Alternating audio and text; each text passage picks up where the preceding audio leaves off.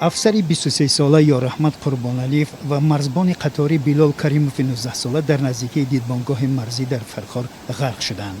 یک منبع در اداره های انتظامی ولایت ختلان روز 27 ایول به رادیو آزادی گفت که فاجعه هنگام اجرای مأموریت مرزبانان صورت گرفته است که خواستند زرشویان افغانستانی را از یک جزیره خرد متعلق به تاجیکستان بیرون کنند.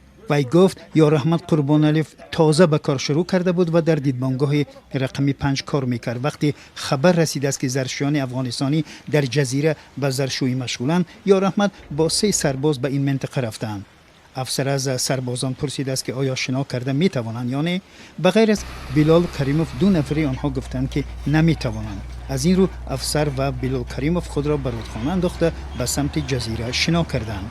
بلال کریموف پیش از غرق شدن فقط 1 تیر از اسلحه خود به آسمان خالی کرده است. زرشویان هم از جزیره گریختند.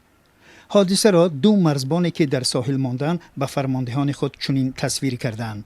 برای جستجوی مرزبانان نجات بخشان را از کولاب هم دعوت کردند. یارحمد قربانعلی ساکن دهه دوستی ناحیه خاولین و بلال کریموف ساکن دهه فیض‌آبادی ناحیه فرخار بودند. یکی از خویشاوندان بلال کریموف گفت که او شناوری را خوب می‌دانست و غرق شدن بلال آنها را حیرت زده کرده است. به گفته یک منبع در حکومت ناحیه فرخار امروزها سطح آب دریای 5 بسیار بلند است و ظاهراً مجرای تیز و آب زیاد مرزبانان را برده است. به گفته این منبع با وجود بالا بودن سطح آب جستجو ادامه دارد و آنها امیدشان را از دست ندادند. تاجیکستان با افغانستان مرز مشترکی درازی دارد و رودخانه 5 قسمی از آن را از هم جدا می کند. در گذشته غرق شدن مرزبانان تاجیک در این رودخانه دیده شده است.